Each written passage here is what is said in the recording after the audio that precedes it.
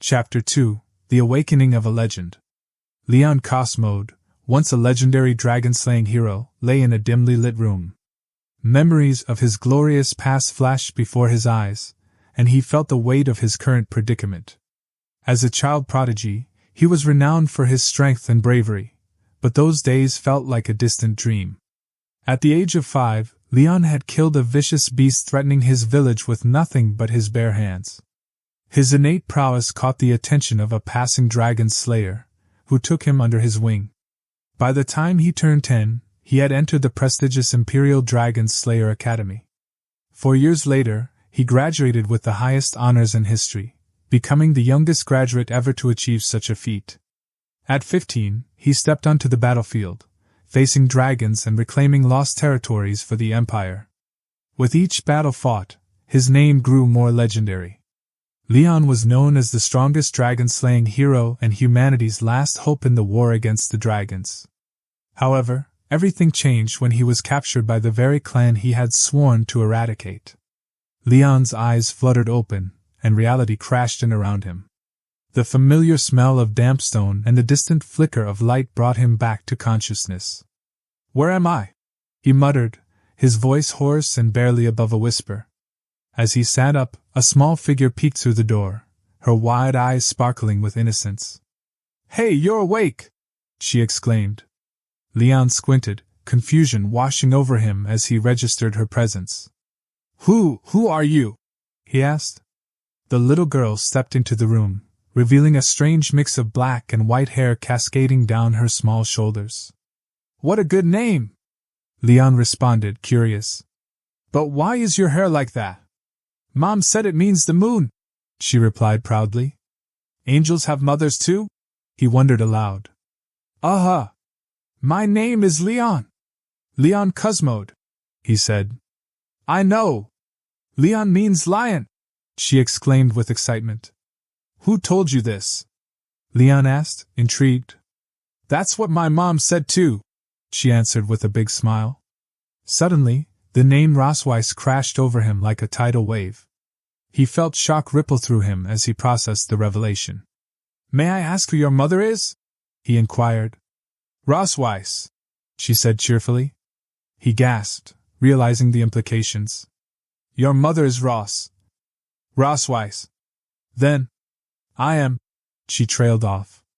The weight of the revelation crushed him. "You are my daughter?" he asked incredulously. At that moment, the door swung open, and Rosweiss entered, a mixture of annoyance and relief on her face. Mom! Mom, Dad is awake!" the little girl squealed.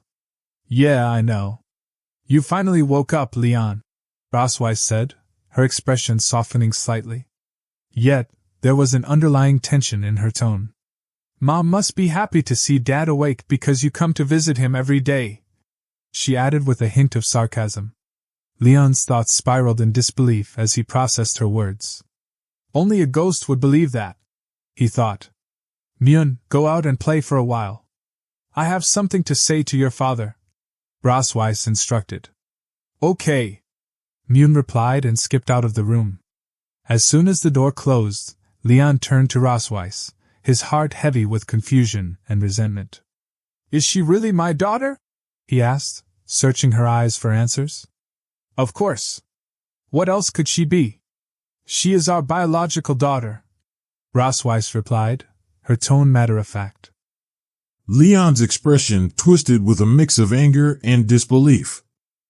"You hate me. Why did you give birth to the child? Why did you save me?" he demanded. Rosweiss' expression hardened. "You've been asleep for 2 years. Do you think I could just let go after what you did to me?" she shot back, her voice rising with emotion.